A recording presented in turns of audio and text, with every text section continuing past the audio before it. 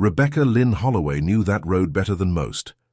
For 2 years, she'd driven it 5 nights a week, making the 30-minute commute from her small apartment in Silver Springs to the Sunrise Diner, a weathered establishment with peeling yellow paint and a neon sign that flickered even in daylight.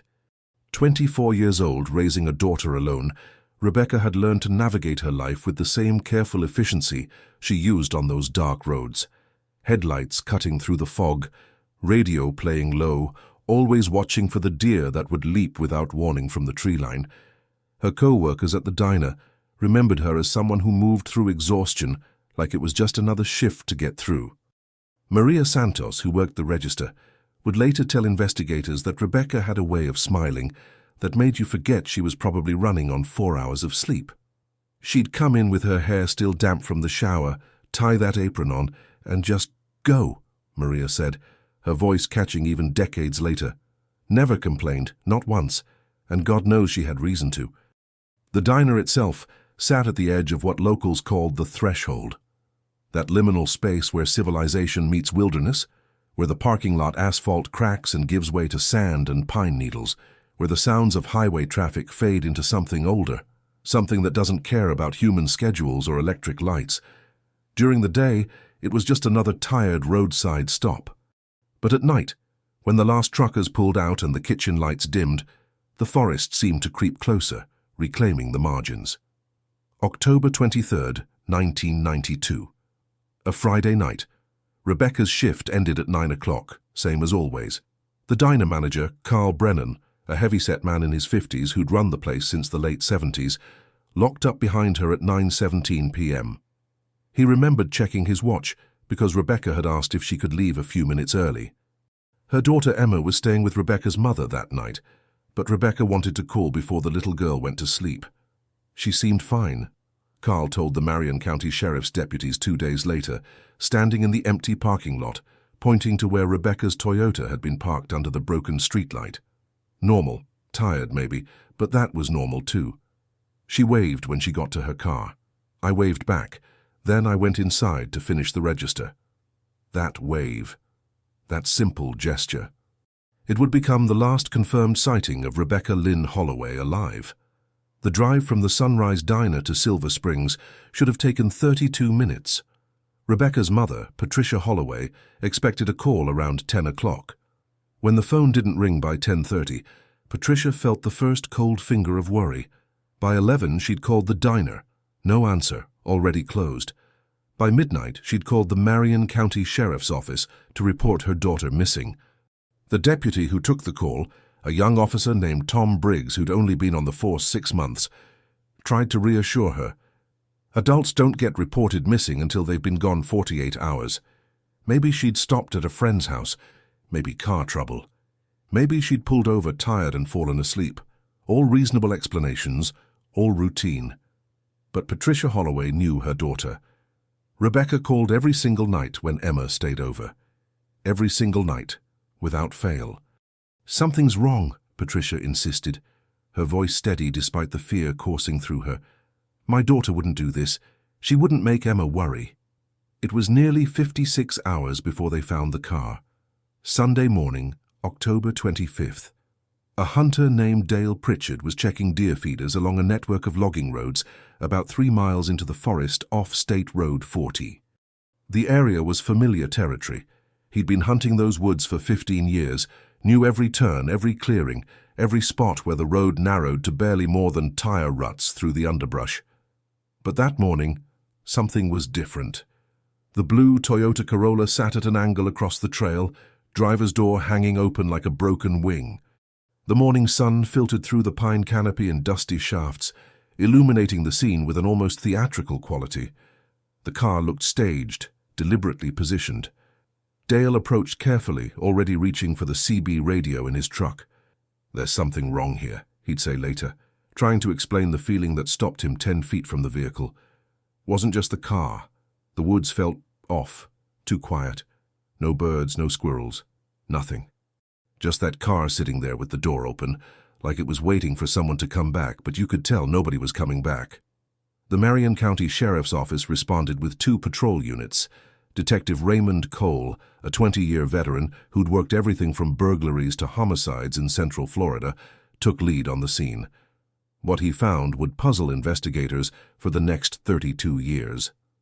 The car's position suggested it had been driven deliberately off the main road and down the logging trail. Not crashed, not forced, but carefully navigated through the narrow passage between trees. The keys remained in the ignition, turned to the off position. Rebecca's yellow waitress apron was folded with almost obsessive neatness on the passenger seat, as if she'd taken time to arrange it before. Before what? Her purse was gone. The family photograph, a cheap drugstore print of Rebecca and 3-year-old Emma at a park, the one she kept clipped to the sun visor, was missing. But her jacket, a light denim one she'd been wearing when she left the diner, was still draped across the back seat. In Central Florida, even in October, nights could dip into the low 60s. Why would she leave her jacket behind?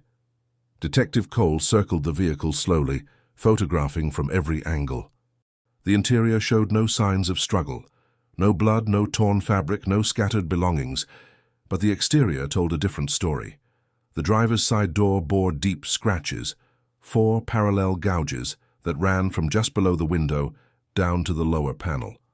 They were irregular, not the clean lines of a key or tool, but jagged, as if something had raked across the metal with considerable force. The paint was torn away in strips. And the depth. Detective Cole ran his finger along one of the marks. It was deeper than he would have expected from vandalism. "What do you make of these?" he asked Deputy Briggs, who'd responded to Patricia Holloway's initial call and now stood beside the car, his face pale in the morning light. Briggs crouched down, examining the marks closely. "Could be.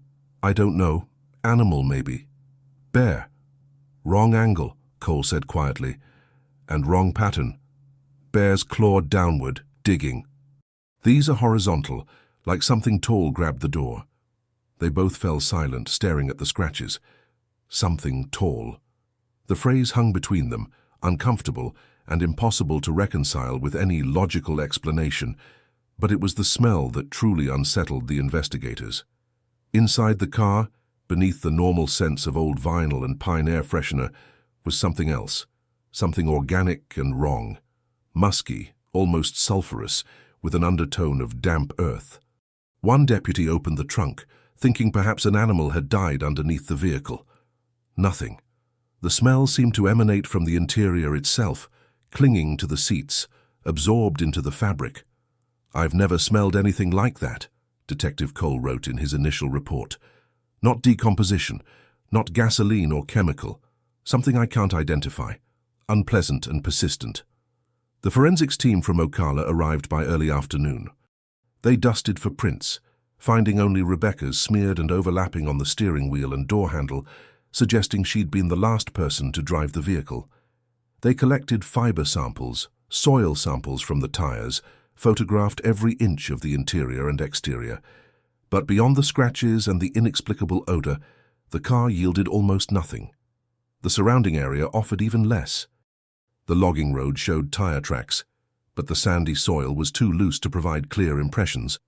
They found what might have been footprints leading away from the vehicle toward the deeper forest, but again, the ground was too disturbed, too dry, to preserve any useful detail. What investigators did notice, however, troubled them more than the absence of evidence.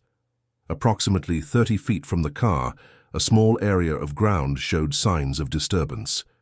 Fallen pine needles were scattered, revealing darker soil beneath. Several palmetto fronds were bent and partially broken, as if something heavy had moved through quickly. And on the trunk of a slash pine at the edge of this disturbed area, about 8 feet up from the ground, were more scratches. 3 deep gouges in the bark, fresh sap still weeping from the wounds. Deputy Briggs pointed them out to Detective Cole, neither man speaking for a long moment. "Could be from logging equipment," Briggs finally offered. "Maybe a crane or something got too close to the tree." Cole didn't respond immediately. He walked closer, examining the marks in the afternoon light filtering through the canopy. "There's no logging been done here in months," he said quietly, "and these marks are fresh, maybe a day or two old." The implication settled over them like the forest's oppressive humidity. Something had been here, recently. something that left marks 8 feet up a tree trunk.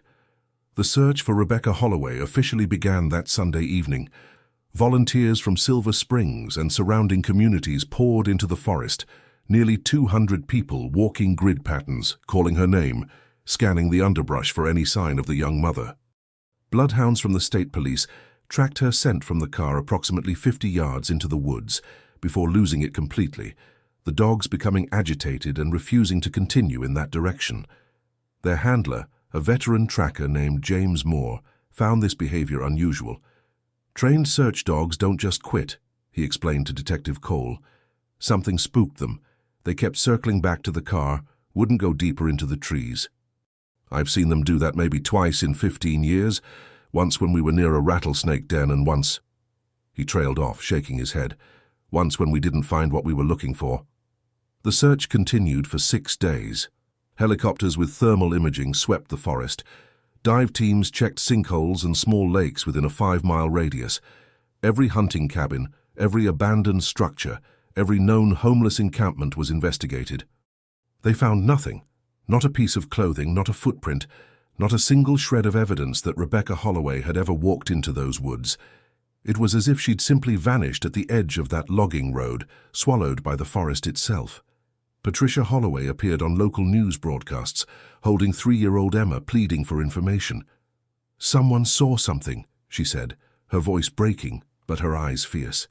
"Someone knows where my daughter is. Please. Please help us bring her home." Tips flooded the sheriff's office, most well-meaning but useless. Someone thought they saw a woman matching Rebecca's description at a rest stop in Georgia. Another caller claimed to have seen her at a Walmart in Tampa. Every lead was investigated, everyone ended nowhere. But there was one call that Detective Cole couldn't dismiss, even though it came from a source most law enforcement would consider unreliable. Earl Dawson, a recluse who lived in a cabin about 4 miles from where Rebecca's car was found, called the tip line on the 8th day of the investigation. "I heard something that night," Earl said, his voice rough from decades of cigarettes and solitude. "Friday night, maybe 10:30.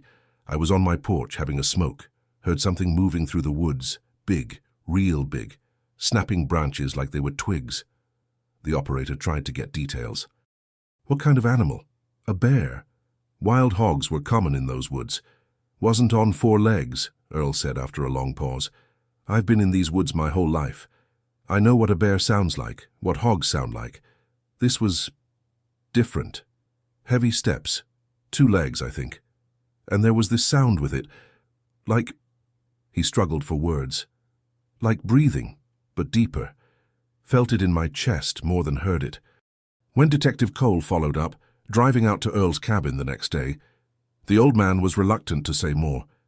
He stood on his porch, looking out at the forest that pressed close on all sides, and shook his head. "People gonna think I'm crazy," Earl muttered.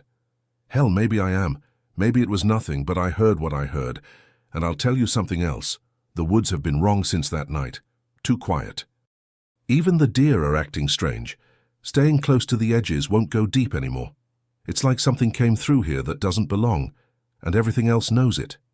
Detective Cole wrote up the interview, but filed it without much comment. Earl Dawson was known to local law enforcement, a harmless eccentric who lived off the grid and occasionally made calls about poachers or illegal dumping. His testimony about strange sounds and 2-legged creatures in the forest wouldn't hold up in any serious investigation, but Cole couldn't quite shake the old man's words. That phrase, "something that doesn't belong," because that was exactly what the evidence suggested, something out of place, something that didn't fit any normal pattern of crime or accident. The weeks turned into months. The investigation went cold, not because they stopped looking, but because there was simply nowhere left to look. Rebecca Holloway had vanished as completely as if she'd never existed. Her apartment was searched, her finances examined, her relationships investigated. Nothing pointed to voluntary disappearance. By all accounts, Rebecca loved her daughter fiercely, worked hard despite exhaustion, and had no history of mental illness, drug use, or involvement with anyone dangerous. "Good people don't just disappear," Patricia Holloway said during one of her many meetings with Detective Cole. They sat in his office, Emma coloring quietly at a small table in the corner, oblivious to the gravity of the adult conversation. Rebecca was a good person, a good mother. Someone took her. Someone or... Patricia's voice faltered. Or something. Detective Cole had looked up sharply at that. What do you mean, Mrs. Holloway? Patricia was quiet for a long time, watching her granddaughter color with intense concentration. Those marks on her car, she finally said. Those scratches. You never figured out what made them, did you? No, ma'am. We haven't. And that smell. The deputies mentioned a strange smell in the car. And the bloodhounds. They wouldn't even track her scent. All of that's true. Patricia met his eyes then, and in her gaze Cole saw something he recognized. The desperate willingness of a grieving mother to accept any explanation, no matter how impossible, if it meant understanding what happened to her child. There are stories about those woods, Patricia said quietly. Old stories. The Seminole people who used to live there, they had names for things that walked where humans shouldn't go. Things that... Mrs. Holloway, Cole interrupted gently. We're pursuing every reasonable... I know how it sounds, Patricia cut him off. I know. But when reasonable explanations run out, Detective, what's left? My daughter didn't run away. She wasn't suicidal. There's no evidence of a crime, no evidence of an accident. She just vanished, like something reached into the world and took her. She paused, then added, almost whispering, maybe something did. Detective Cole didn't know how to respond to that. He was a practical man, trained in evidence and procedure, in the hard facts of crime scene investigation. But sitting in his office that cold December afternoon, watching a 3-year-old girl color pictures of houses and families while her mother remained missing without a trace, he couldn't entirely dismiss Patricia Holloway's words. Because the truth was, they had no explanation. The case defied every pattern, every precedent. And those scratches on the car door, those marks on the tree 8 feet up, they whispered of something that didn't fit into any neat category of human understanding. The case was officially classified as an unsolved missing person investigation. Rebecca's file joined hundreds of others in the Marion County Records Room, a manila folder growing thinner over the years as fewer and fewer leads came in. Emma Holloway grew up without her mother, raised by Patricia, always carrying the weight of a question that had no answer. And deep in the Ocala National Forest, where State Road 40 cuts through miles of longleaf pine and palmetto scrub, the logging road where a blue Toyota Corolla once sat abandoned remains unchanged. Hunters still pass through. Hikers occasionally wander off the marked trails. But those who know the story, those who remember Rebecca Lynn Holloway, they tend to avoid that particular stretch of woods, especially at dusk, especially in October, when the air grows heavy and expectant and the forest seems to press a little closer to the road, and somewhere in the distance, if you listen carefully, you might hear something that sounds almost like footsteps, heavy footsteps, moving through the darkness between the trees. Was Rebecca Holloway the victim of a crime we simply never solved? Did she encounter a predator, human or otherwise, on that lonely road? Or did something else happen that night, something that exists in the space between what we know and what we fear? The answers seemed buried as deeply as the case itself, locked away in decades-old evidence boxes and fading memories. But cold cases have a way of warming up when you least expect it. Technology advances, people's consciences evolve, and sometimes the smallest fragment of DNA, invisible to the naked eye, preserved by chance in the physical evidence, can reach across 30 years and pull the truth back into the light. In 2024, a forensic genealogist named Dr. Sarah Chen opened a file she'd been assigned by the Florida Department of Law Enforcement's Cold Case Unit. The file was labeled Holloway Rebecca Lynn, Missing Person, 1992. Inside were photographs, reports, and one small evidence bag containing fiber samples taken from Rebecca's car that night. Dr. Chen had no way of knowing that what she was about to discover would not only solve one of Central Florida's most haunting mysteries, but also raise new questions, questions that reached into the deepest shadows of the Ocala National Forest and asked, what really happened to Rebecca Holloway on that October night? And more importantly, could it happen again? 32 years is a long time in the world of forensic science. In 1992, DNA analysis was still in its relative infancy, expensive, time-consuming, and limited to comparing samples you already had in hand. But by 2024, the landscape had transformed entirely. What once seemed like science fiction had become routine procedure. Genetic genealogy, the process of using DNA to construct family trees and identify individuals through their relatives, had solved hundreds of cold cases across the country. Dr. Sarah Chen specialized in exactly this kind of work. At 41, she'd spent nearly 15 years with various forensic genealogy firms before being contracted by the Florida Department of Law Enforcement's Cold Case Unit. She worked from a modest office in Tallahassee, surrounded by filing cabinets stuffed with decades-old cases, her computer monitors displaying complex family trees that branched and interconnected like neural pathways. The Holloway case came to her desk on a gray morning in March 2024. It arrived with a note from Detective Michael Torres, who now headed the unit that Raymond Cole had once worked. Torres had been a rookie when Rebecca disappeared, assigned to crowd control during the initial search.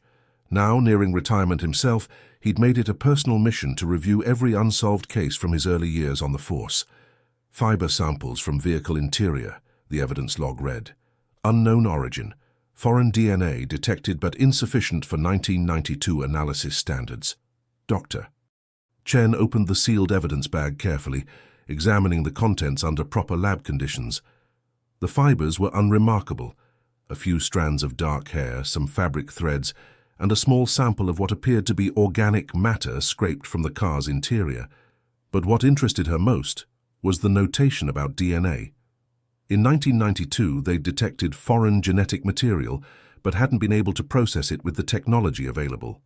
The sample had been stored, preserved in the hope that someday science would catch up to the evidence. That day had arrived. 3 weeks later, Dr. Chen had her results. The DNA extracted from those fibers was degraded but usable, enough markers to build a genetic profile.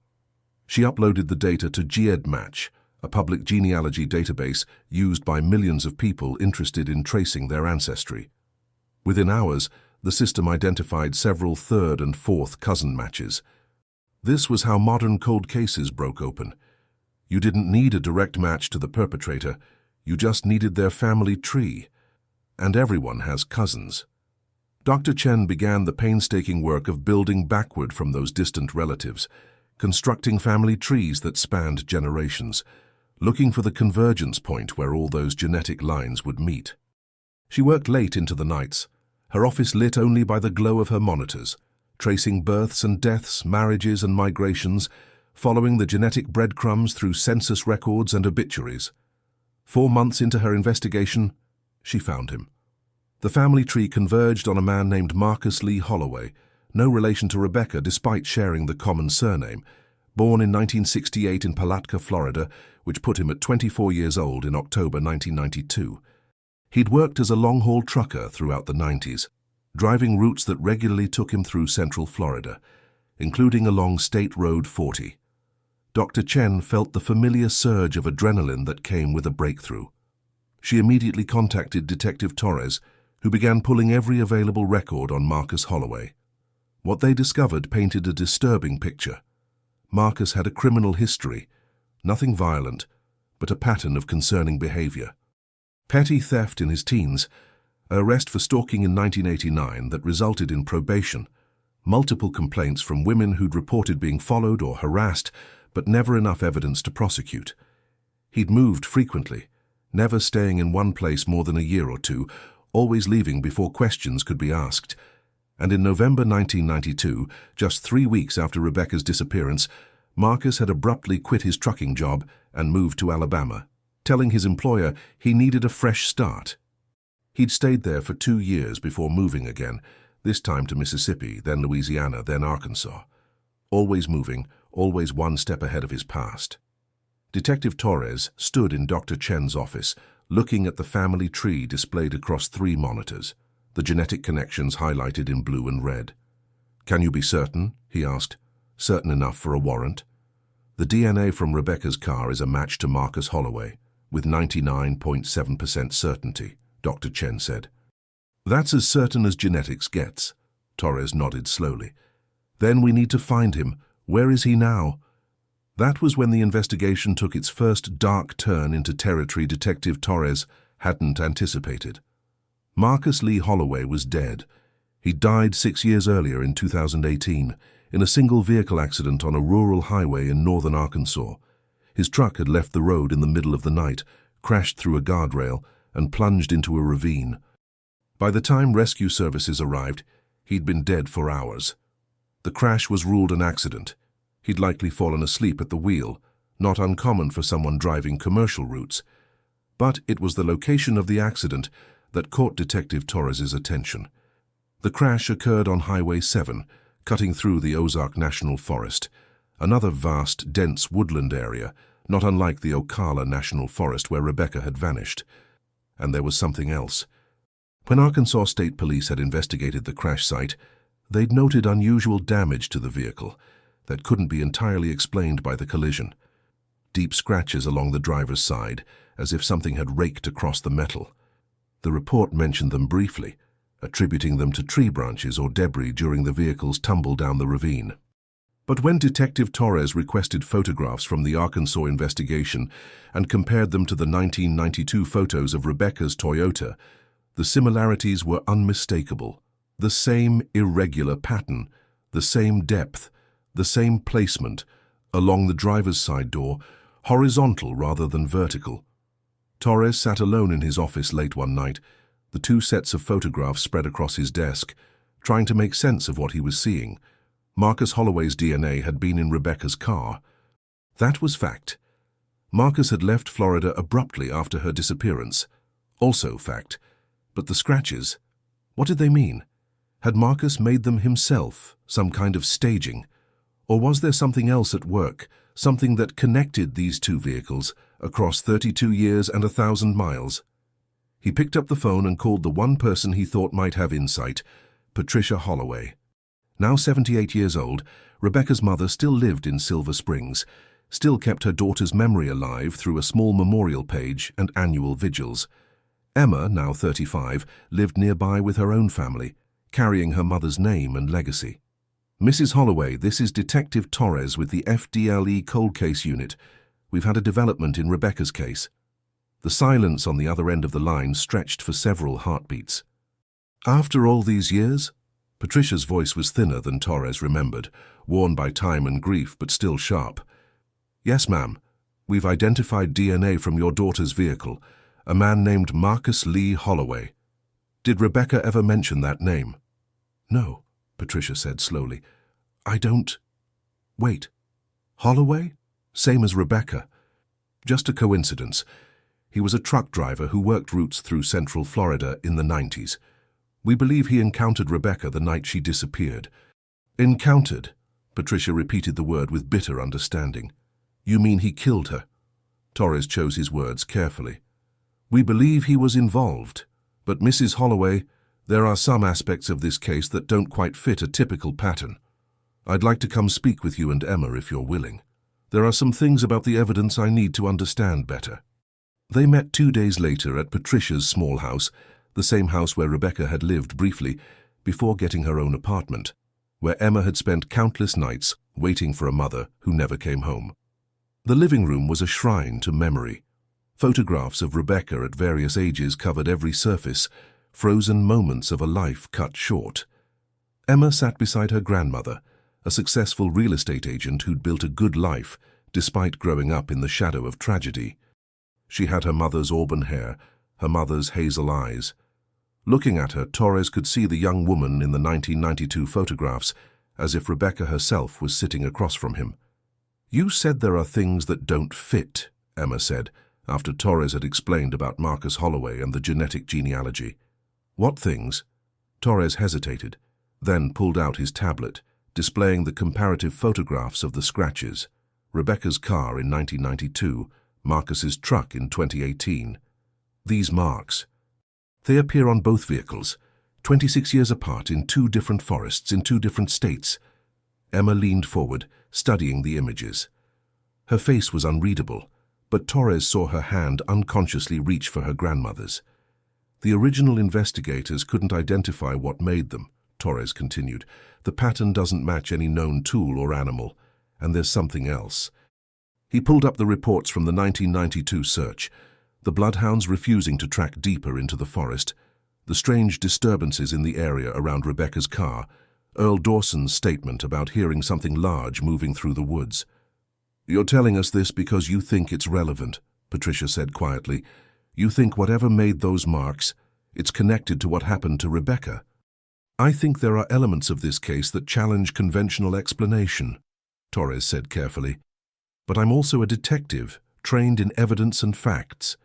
So I have to consider all possibilities, including the possibility that Marcus Holloway wasn't acting alone, or that he encountered something in those woods that night." "What kind of something?" Emma asked, her voice steady, but her eyes showing the fear that lurked behind the question. Torres didn't answer immediately.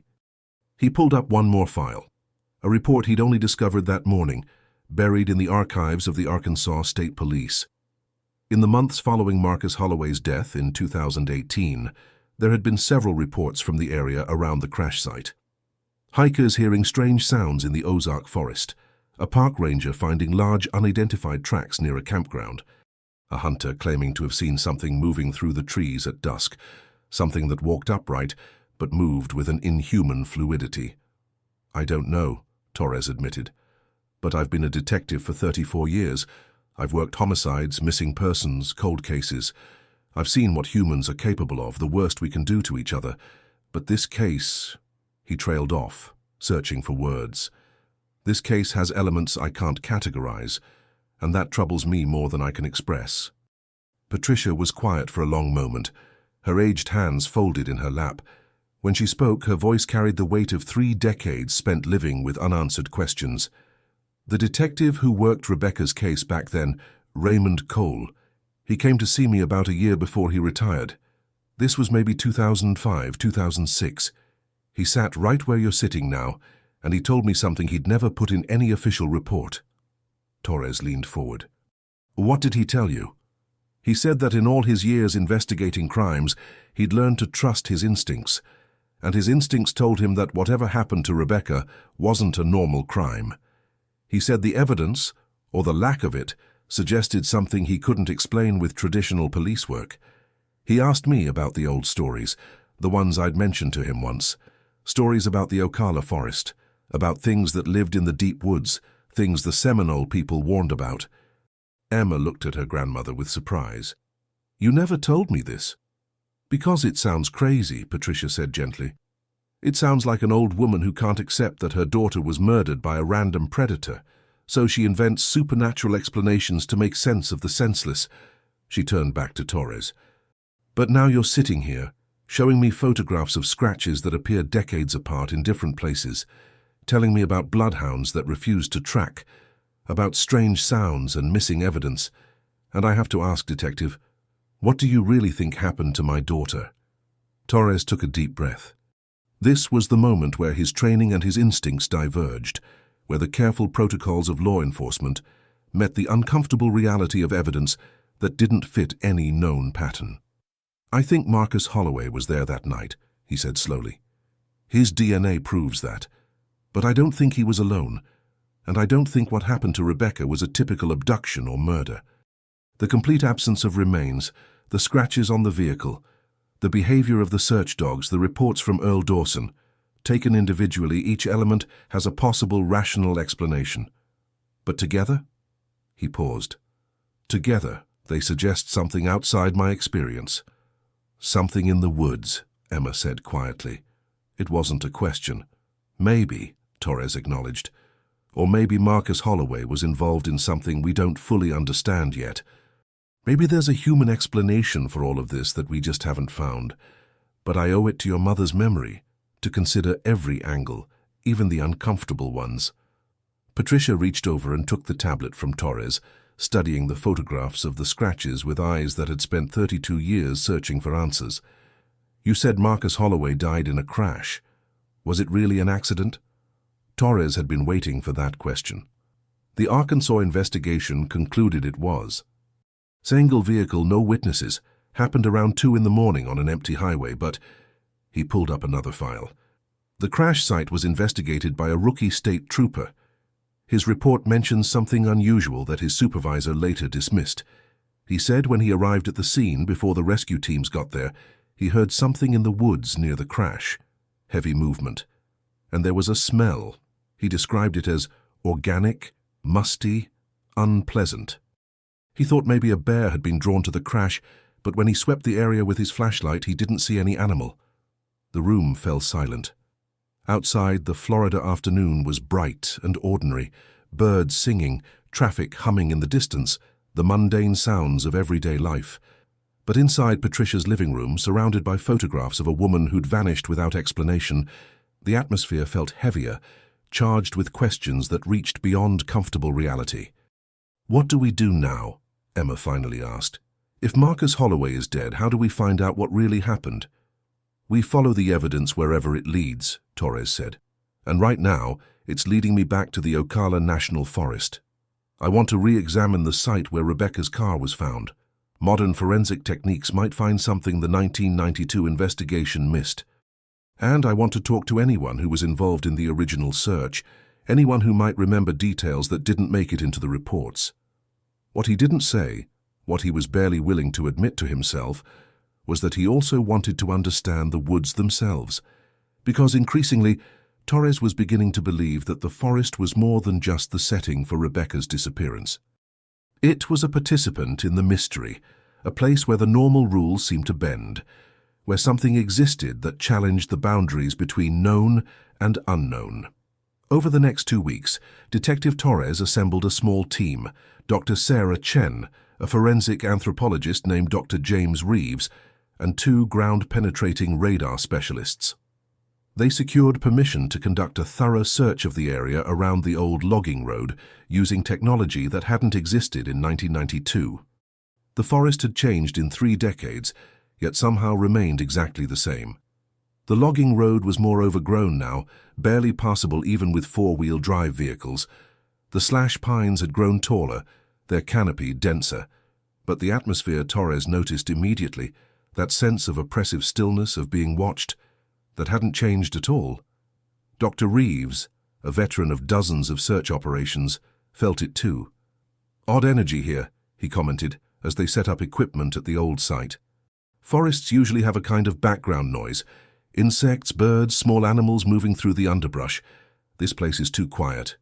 They worked methodically, scanning the ground with radar equipment, searching for any disturbance that might indicate a burial site.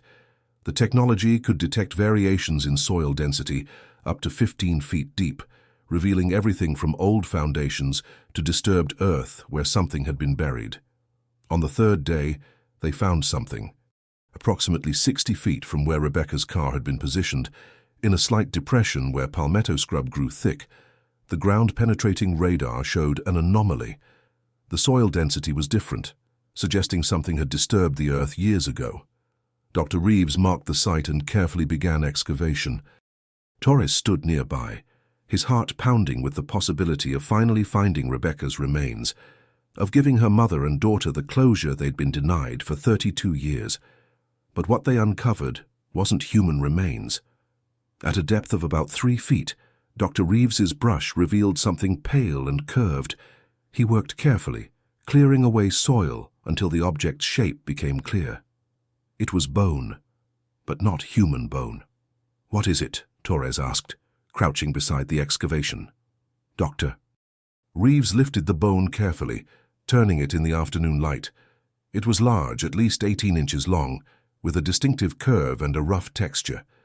"I'd need to examine it properly in the lab, but initial assessment, this is a rib bone, from something very large, maybe a cow or a horse." They continued digging, finding more bones, several ribs, what appeared to be a femur, and a partial skull that confirmed Dr. Reeves's identification. It was a cow, probably part of the range cattle that occasionally wandered the forest, that had died or been killed here years ago. But it was the way the bones were arranged that troubled Torres. They weren't scattered naturally, the way remains would be after scavengers had fed and dispersed the carcass. They were clustered, almost deliberately placed, and several of them showed strange scoring marks, deep grooves in the bone that didn't match the tooth patterns of any predator Dr.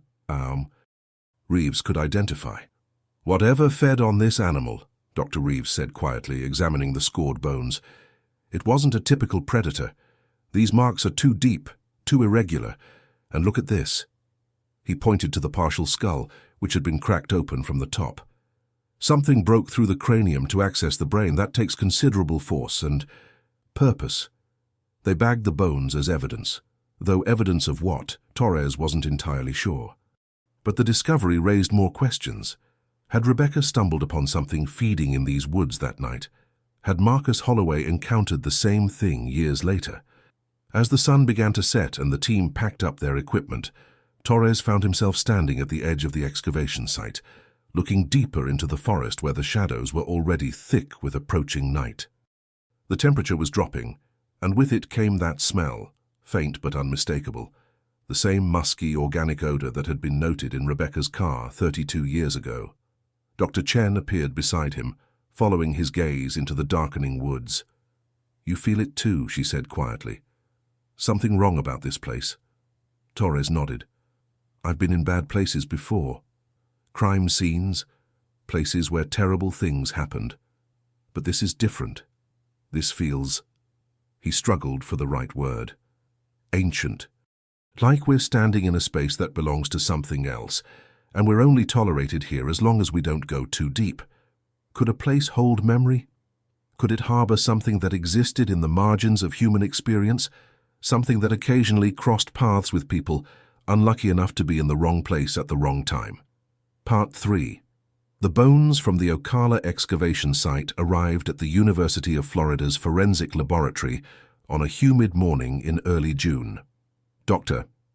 James Reeves had arranged for a comprehensive analysis, not just species identification, but dating, examination of the scoring marks, and any trace evidence that might have been preserved in the soil surrounding them.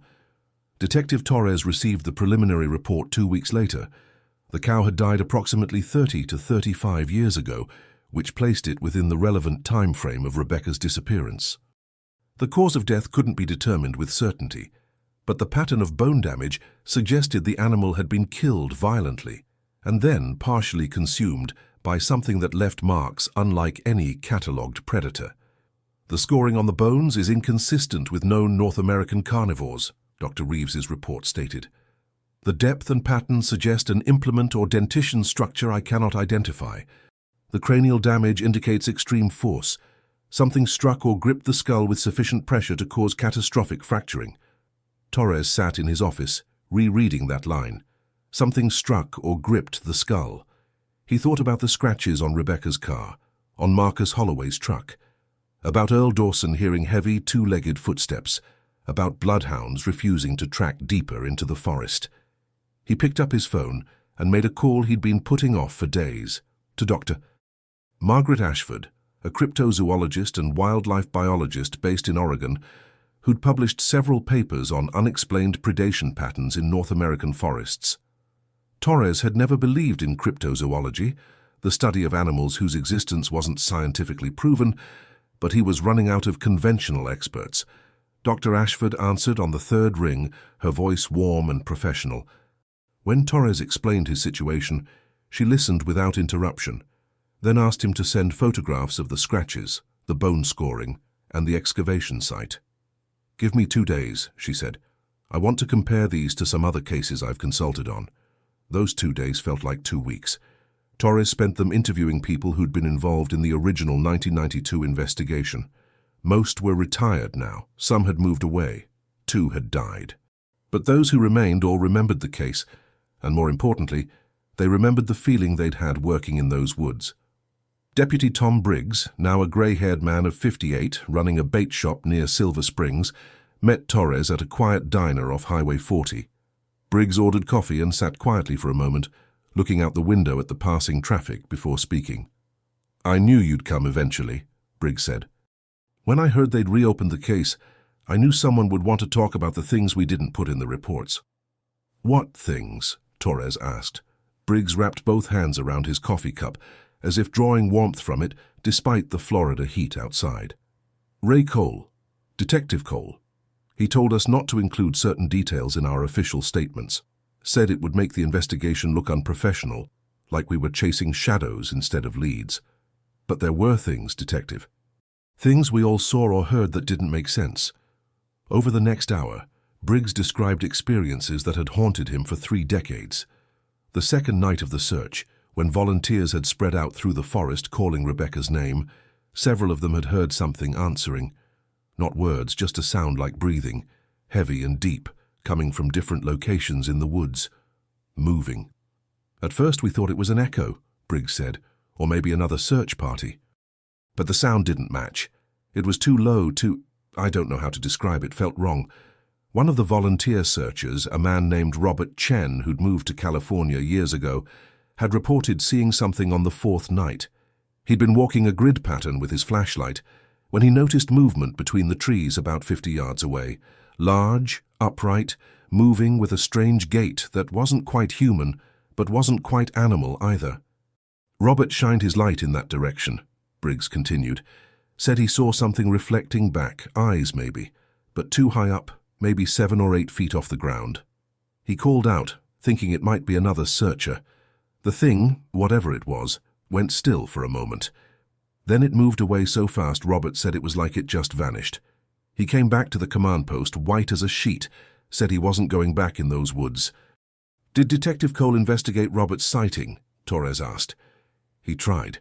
Went to the area with Robert the next morning. Found some disturbed ground, a few broken branches about 8 feet up on a pine tree, but no footprints, no clear evidence of anything. Cole told Robert he'd probably seen a bear standing upright, and Robert agreed that's what it must have been. But I remember Robert's face that night, Detective. He didn't believe he'd seen a bear. And neither did Cole, not really. Torres made careful notes, feeling the familiar frustration of evidence that existed only in memory, in the subjective experiences of frightened witnesses. None of this would hold up in court. None of this could be proven or disproven. But taken together with everything else, the physical evidence, the patterns, the similarities to Marcus Holloway's death scene, it painted a picture that Torres couldn't ignore. Dr. Ashford called him back on schedule 2 days after their initial conversation. Detective Torres, I've reviewed your materials. I need to be very clear about something from the outset. I cannot give you a definitive explanation for what you've shown me, but I can tell you that the patterns you're seeing, they're not unique to your case. She proceeded to outline a phenomenon she'd been tracking for 15 years. Across North America, in heavily forested regions from the Pacific Northwest to the Appalachians to the Deep South, there were periodic reports of unusual predation events. Livestock killed in ways that didn't match known predators. Hikers going missing in circumstances that defied standard search and rescue protocols. Physical evidence, tracks, scratches, hair samples that didn't quite fit any catalogued species. The scientific community largely dismisses this as misidentification, hoaxes, or natural phenomena. We simply don't understand yet, Dr. Ashford explained. And honestly, that's probably what most of these cases are. Bears can leave surprisingly human-like tracks under certain conditions. Perspective can make ordinary animals look much larger than they are. Human memory is notoriously unreliable, especially under stress. But, Torres prompted, but there are outliers. Cases where the evidence is too consistent, too specific, to easily dismiss. Your case, with the DNA linking Marcus Holloway to the 1992 disappearance, combined with the similar circumstances of his own death in 2018, that's an outlier. The scratches on both vehicles, the bone scoring patterns, the behavioral reports from witnesses. If I were forced to offer an opinion, I'd say you're dealing with a large, unidentified predator that occasionally crosses paths with humans. Something that's learned to avoid direct contact most of the time, but that, under certain circumstances, becomes aggressive. What kind of predator? Torres asked. You're describing something that doesn't officially exist. Dr. Ashford was quiet for a moment. I'm describing something that probably has many names, depending on which culture and region you're asking about. The indigenous peoples of North America have stories about forest beings that predate European colonization. Modern reports call them by various names, most of which sound absurd when spoken aloud in a professional context. But the consistent thread across centuries and cultures is this: there are places in the deep wilderness where humans don't belong. And when we transgress into those places, sometimes we encounter something that reminds us we're not the dominant predator in every ecosystem. Torres felt a chill despite the warm June afternoon. "You're talking about—" "I'm not talking about anything definitive," Dr. Ashford cut him off gently. "I'm talking about possibilities. Unknown species are discovered regularly, mostly insects and marine life, but occasionally larger animals. The coelacanth was thought extinct for 65 million years until we found living specimens in 1938. The Saola, a large forest mammal in Vietnam, wasn't discovered until 1992. The Ocala National Forest covers over 600 square miles of dense woodland. The Ozark Forest where Marcus Holloway died, even larger. Is it possible something survives in those remote areas, something we haven't catalogued? Maybe. Is it probable? That's a different question." After the call ended, Torres sat alone in his office, wrestling with the fundamental conflict between his training and the direction the evidence was pulling him. He was a detective. He dealt in facts, in proof, in elements that could be presented to a jury. What he was considering now, the possibility of an unknown predator stalking the forests of central Florida, it belonged in tabloid speculation, not in an official investigation. But Rebecca Holloway deserved answers. Her mother, now 78 and in failing health, deserved to know what happened to her daughter, and Emma deserved to understand the truth, whatever that truth might be. Torres made a decision. He would pursue two parallel investigations. The official one would focus on Marcus Holloway, his movements, his history, his potential victims. The DNA evidence alone was enough to classify Rebecca's case as a probable homicide with an identified suspect, even if that suspect was now deceased. But privately, Torres would also investigate the other possibility, the one he couldn't put in official reports without risking his credibility. He would map the locations of unusual missing person cases in forest regions across the southeastern United States. He would look for patterns in the reports, similarities in the evidence, and he would try to understand what Rebecca might have encountered on that October night in 1992. The official investigation bore fruit faster than he expected. Working with Dr.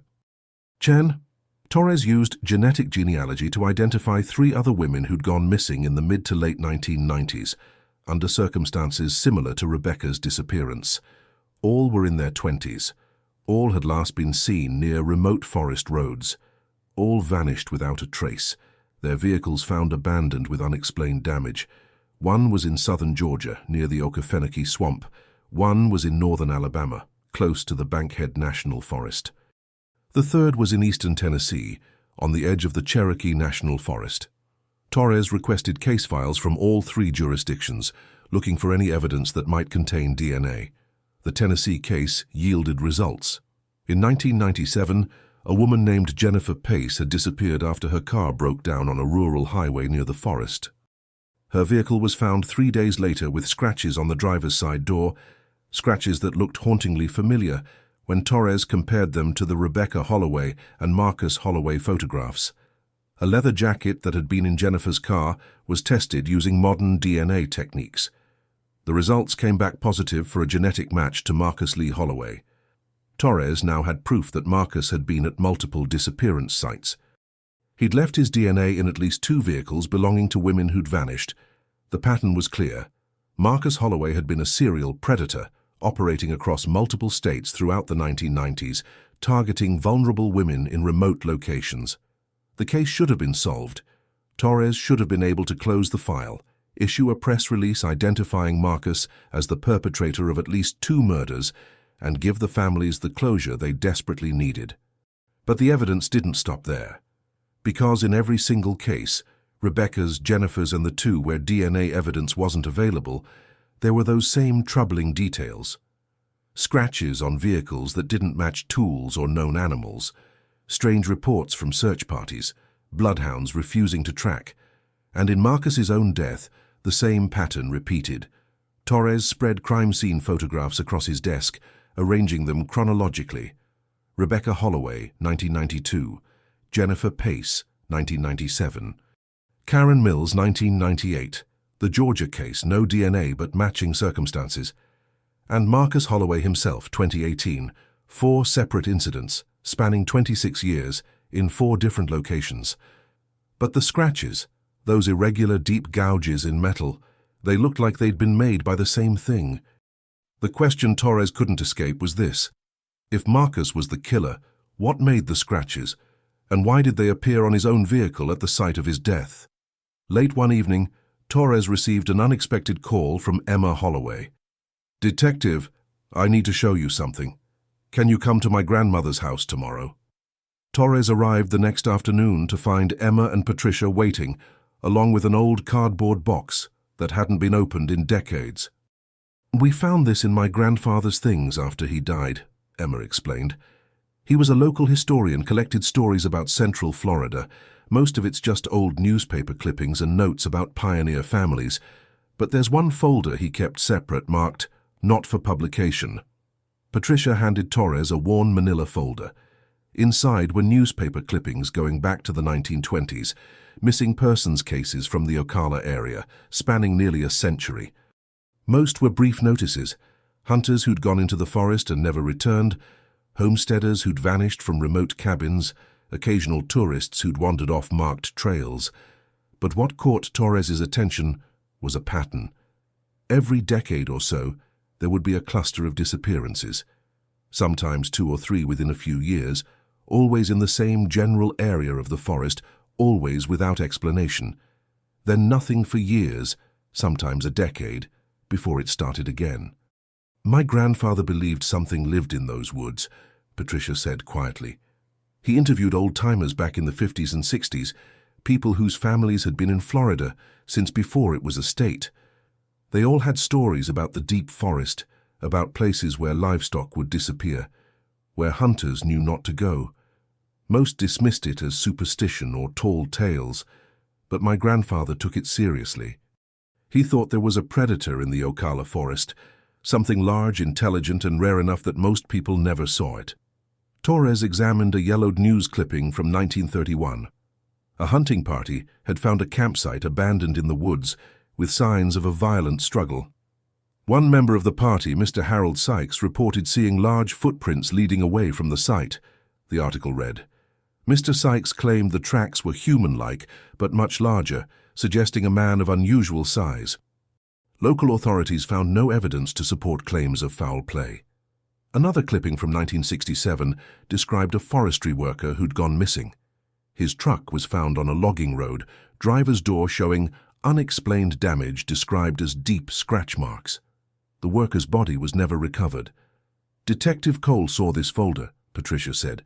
"That's why he came to ask me about the old stories. He wanted to understand what my husband had been researching. And I think in the end Cole believed there might be something to it. He just couldn't say so officially." Torres carefully photographed each document in the folder, building a timeline that stretched back 100 years. The pattern was undeniable. Something in the Ocala forest had been intersecting with human activity for at least a century, causing periodic disappearances that were never adequately explained. But was that something Marcus Holloway? Had he somehow learned about the old stories, used the forest's reputation to cover his crimes, even staged evidence to make his murders look like something supernatural? Or was there another explanation, one that Torres's rational mind resisted, but that the evidence increasingly suggested? That Marcus Holloway had been both predator and prey. That he'd been hunting vulnerable women in remote forest areas, but in doing so had repeatedly crossed paths with something else, something territorial, something that had finally caught up with him on that Arkansas highway in 2018. Torres thought about the DNA in Rebecca's car. Marcus had definitely been there. But the complete absence of Rebecca's remains, the behavioral evidence from the search, the cow bones with their unusual scoring, what if Marcus hadn't been alone that night? What if he'd been watching Rebecca, following her as she drove home, waiting for an opportunity? And then something else had arrived, something that saw both Marcus and Rebecca as intruders in its territory. It would explain why Marcus left Florida so abruptly, why he kept moving from state to state, never staying long. Not just to evade police, but because he'd seen something in those woods that terrified him, something he knew was still out there, and it would explain his death in 2018. Because if Marcus had developed a pattern of stalking women near remote forests, of following them down isolated roads, eventually he would have encountered it again.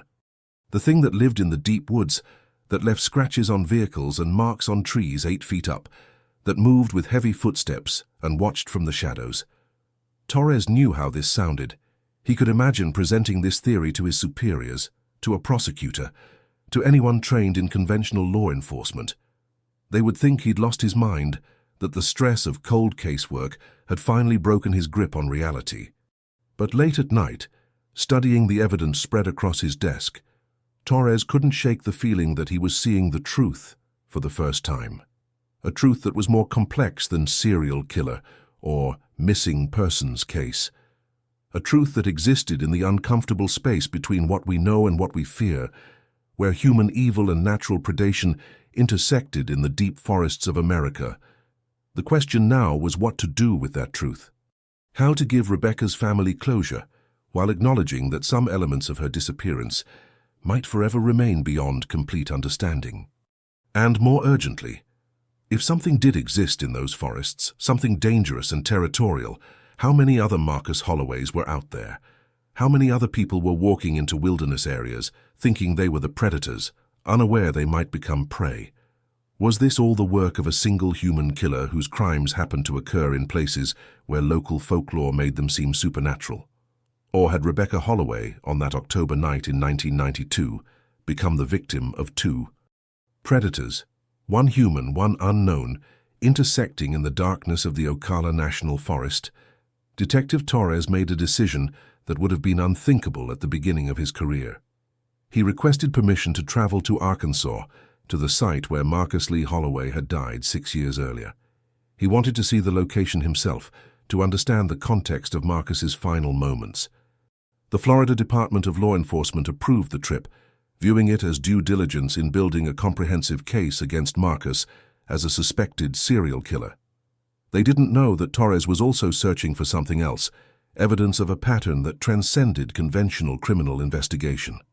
The drive to northern Arkansas took 14 hours. Torres made it in 2 days, stopping overnight in Alabama, using the time to review every file, every photograph, every witness statement he'd accumulated over the past 6 months. By the time he reached the Ozark National Forest, he'd memorized the details so thoroughly that he could recite them in his sleep. The crash site was marked on his GPS coordinates provided by the Arkansas State Police. Highway 7 wound through steep forested terrain, hairpin turns and dramatic elevation changes that made the road both beautiful and treacherous. The section where Marcus had gone off the road was particularly isolated, with dense woodland pressing close on both sides and no guardrails to prevent a vehicle from plunging into the ravine below. Torres parked at the shoulder and stood at the edge, looking down the steep slope where Marcus's truck had tumbled. 6 years had passed, and nature had reclaimed most of the evidence. Vegetation had grown over the scarred earth, and only faint traces remained of the path the vehicle had taken. But standing there, feeling the weight of the forest around him, Torres understood something he hadn't grasped from reading reports. This was a place of profound isolation. At 2 in the morning, when Marcus had crashed, there would have been no ambient light, no nearby traffic, nothing but darkness and the endless forest. If something had approached the vehicle after the crash, if Marcus, injured and trapped, had seen something emerge from those trees, his final moments would have been filled with a terror beyond imagining. Torres hiked down the slope carefully, following what remained of the crash path. At the bottom, where the truck had finally come to rest, he found the spot still marked by broken trees and compressed soil. He stood there for a long moment, trying to feel what Marcus might have felt. And then he noticed something the original investigation had missed, or at least hadn't considered significant. About 30 feet from the final resting place of the truck, there was a tree, a large oak, with deep scratches on its trunk. Not low to the ground, where they might have been made by a falling vehicle or equipment during the recovery operation. These scratches were 8 feet up, maybe higher, and they ran horizontally across the bark in that now familiar, irregular pattern. Torres photographed them from every angle, his hands shaking slightly as he realized what he was seeing. The same marks, in yet another location, years after Marcus had died. He spent 2 more hours searching the immediate area, finding other signs that troubled him. Disturbed ground beneath a cluster of pines, where something heavy had moved through relatively recently. The undergrowth was crushed, but not yet recovered. A strange, musky scent that lingered in the air near a rocky outcropping, and high in the branches of a tall pine, about 12 feet up, what looked like tufts of dark hair caught on the rough bark. Torres carefully collected samples of the hair using evidence bags, though he had no official authorization to do so. This wasn't part of the sanctioned investigation. This was personal now, a need to understand, to see the pattern completed. On his way back to Florida, Torres stopped at the University of Arkansas and convinced a forensic biology professor, Dr. Linda Martinez, to examine the hair samples. He didn't explain where they'd come from or why he needed them analyzed, just asked if she could identify the species. Dr. Martinez called him 3 days later after he'd returned home. Her voice was puzzled. "Detective Torres, these hair samples you gave me, they're unusual. The structure is similar to primate hair, thick shaft, dark pigmentation, coarse texture. But the microscopic characteristics don't match any North American primate species. And before you ask, we don't have any native primates in Arkansas except in zoos and sanctuaries. Could it be from a human?" Torres asked. "The diameter is too large and the cuticle scale pattern is wrong. If I had to guess, I'd say you've got hair from a large unidentified primate, but that doesn't make sense in this geographical context. Where exactly did you find these?" Torres thanked her and ended the call without answering the question. He sat in his car in the police station parking lot, staring at nothing, trying to reconcile what he'd learned with anything resembling conventional reality. The evidence was pointing in a direction he could no longer ignore. Marcus Holloway had been a predator. His DNA at multiple disappearance sites proved that. But Marcus had also been stalking his victims in locations inhabited by something else, something large and territorial, something that left physical evidence consistent across decades and state lines. The question that had haunted Torres for months finally crystallized into clarity. Had Marcus killed those women, or had he simply been present when something else did? Had he been a witness who fled in terror, leaving behind DNA but not remains? Or had he been an accomplice of sorts, luring victims into remote locations where something else waited? Torres thought about Rebecca Holloway's folded apron, placed so carefully on the passenger seat. About Jennifer Pace's leather jacket, left behind in her abandoned car.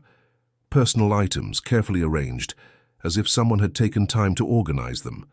That suggested human agency, human ritual. But the complete absence of remains, the scratches, the behavior of search dogs, that suggested something else entirely. What if the truth was a terrible collaboration? Marcus finding vulnerable women, following them to isolated locations, and then, what? Leaving them for something else to find? Watching from a distance as nature's oldest law, predator and prey, played out in the darkness. The thought made Torres physically ill, but it fit the evidence better than any single explanation. He drove to Patricia Holloway's house that evening. Emma was there too, as if they'd both known he would come. They sat in the familiar living room, surrounded by photographs of Rebecca, and Torres told them everything. The DNA evidence linking Marcus to multiple disappearance sites, the similar circumstances of Marcus's own death, the scratches, the hair samples, the century-long pattern of disappearances in forest regions. And finally, he told them his theory, the one he could never put in an official report, the one that would end his career if he spoke it aloud to anyone else. "I believe Marcus Holloway was stalking your daughter that night," Torres said quietly. "His DNA in her car proves he was there. But I don't believe he killed her. I think something else did, something that lives in those forests, something territorial and dangerous. I think Marcus witnessed what happened, and it terrified him so badly that he fled Florida and kept moving for the rest of his life. But his pattern, his sickness, it kept driving him back to remote forests, kept putting him in proximity to this predator. And eventually, in 2018, it caught up with him." The silence that followed was profound. Torres waited, expecting disbelief, anger, accusations that he was hiding behind supernatural explanations to avoid admitting the case couldn't be solved. But Patricia surprised him. She reached over and took Emma's hand, then looked at Torres with eyes that held 3 decades of grief and searching. So my daughter didn't suffer at the hands of a human monster. She encountered something else, something natural, even if we don't understand it. I believe so, Torres said. And I believe it was quick. The complete absence of remains suggests she didn't suffer long. Emma spoke for the first time, her voice steady, despite tears streaming down her face. Is there anything of her left? Anything we can bury? Anything we can have? Torres had anticipated this question, and his answer was the hardest truth he'd ever had to deliver. No, I'm sorry. The forest keeps its secrets. After 32 years, there's nothing to recover. But we know, Patricia said firmly. We know what happened. We know she didn't leave willingly. We know Marcus Holloway brought evil to her doorstep, even if something else finished it. That's more than we've had for 3 decades. Over the next week, Torres worked with the FDLE's Public Information Office to craft a carefully worded press release. They announced that through genetic genealogy, investigators had identified Marcus Lee Holloway as a suspect in the 1992 disappearance of Rebecca Holloway and possibly other missing persons cases from the 1990s.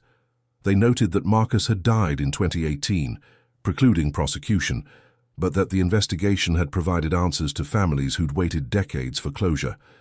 The press conference was held in Silver Springs, with Patricia and Emma standing beside Torres as he read the statement.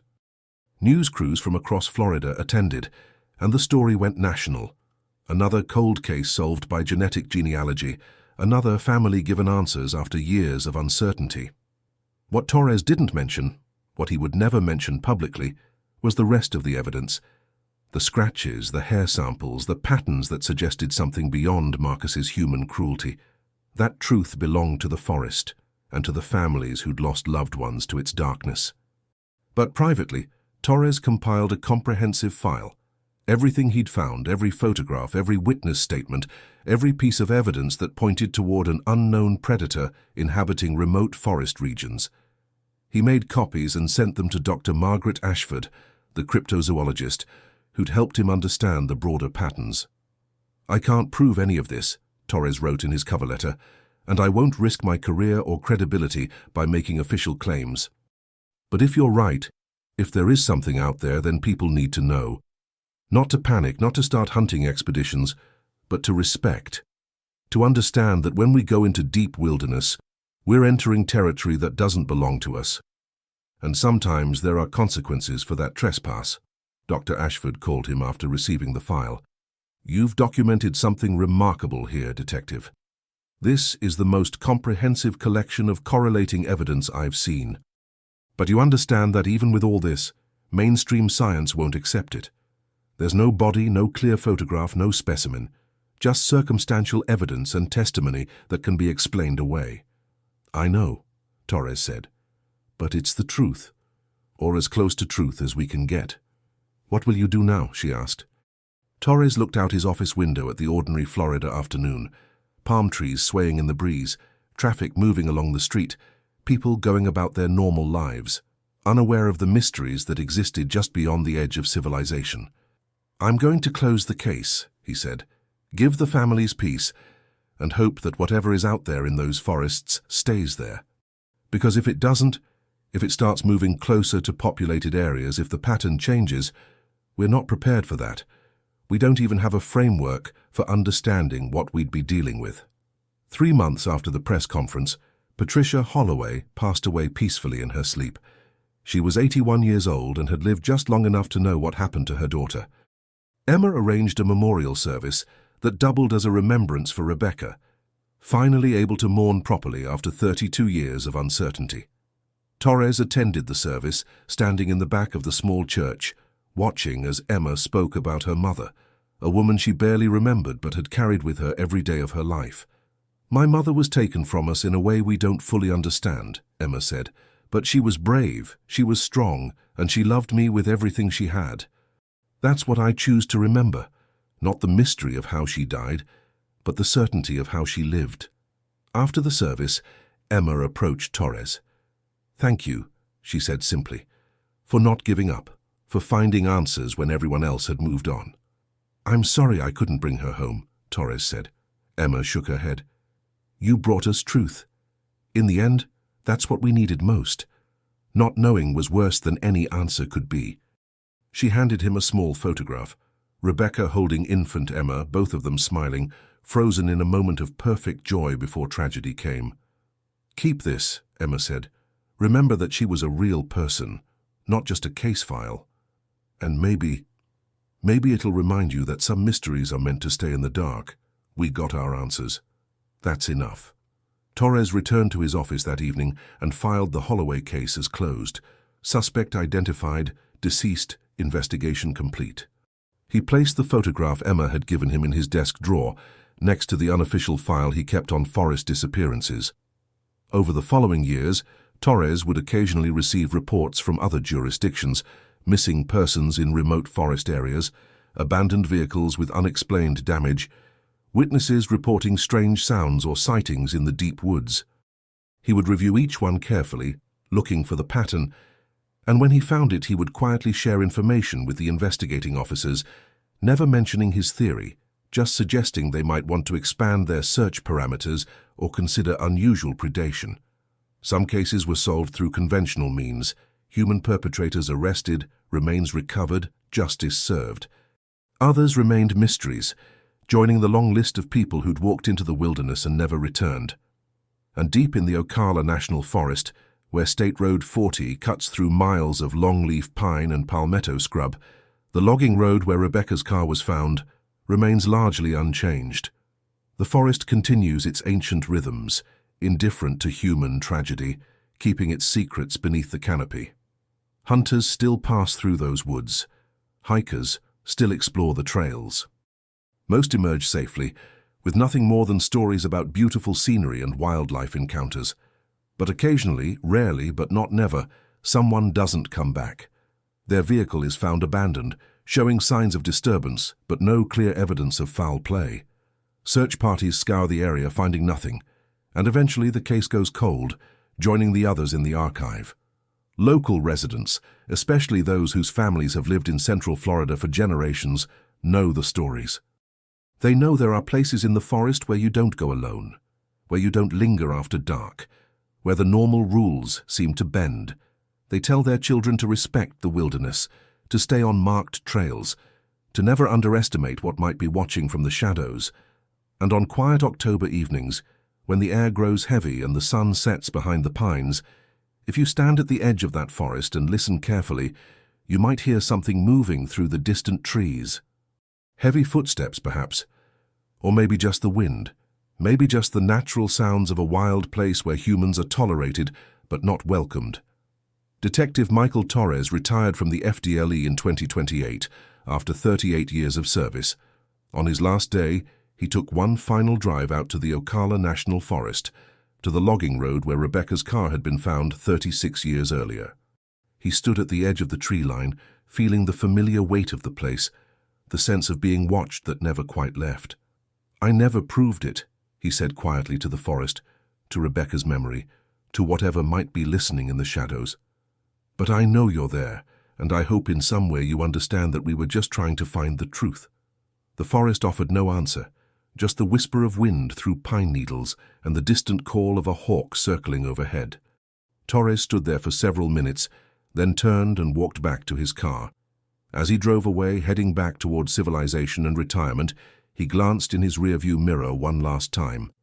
The forest stood dark and impenetrable, keeping its mysteries, holding its secrets, and somewhere in those depths between the trees where sunlight never quite reaches, something ancient and unknown continued its existence, occasionally crossing paths with humanity in ways that defied explanation.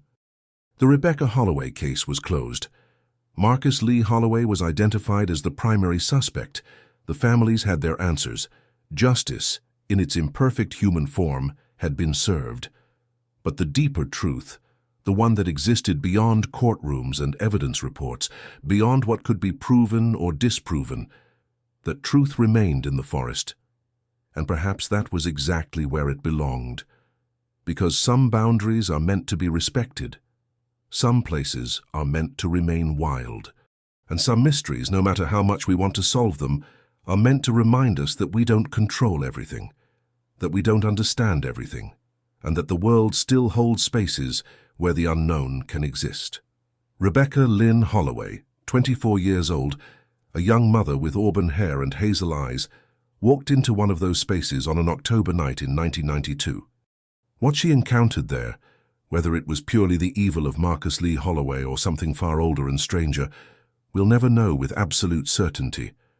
But we know she's there still, in some way, part of the forest now.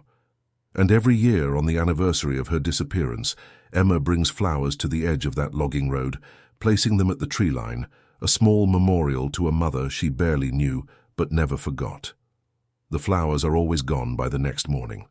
The wind, probably, or animals, or maybe the forest itself accepting the offering, acknowledging the grief of those left behind. And life goes on. The highway carries its traffic. The diner still serves its customers. Children grow up hearing whispered stories about the woods and the young mother who vanished. The stories become legend. Legend becomes myth. And the truth, whatever it really was, fades into the space between memory and imagination. But on October nights, when the air grows heavy and the sun sets behind the pines, those who know listen a little more carefully, and they stay on the marked roads, and they respect the boundary between the world we understand and the world that remains forever beyond our comprehension. Because that's where Rebecca Holloway's story ended, at that boundary, in that liminal space where human understanding meets natural mystery. Her case was solved, in the way that cold cases can be solved. But the deeper question, the one about what really happened in those woods, that question remains open.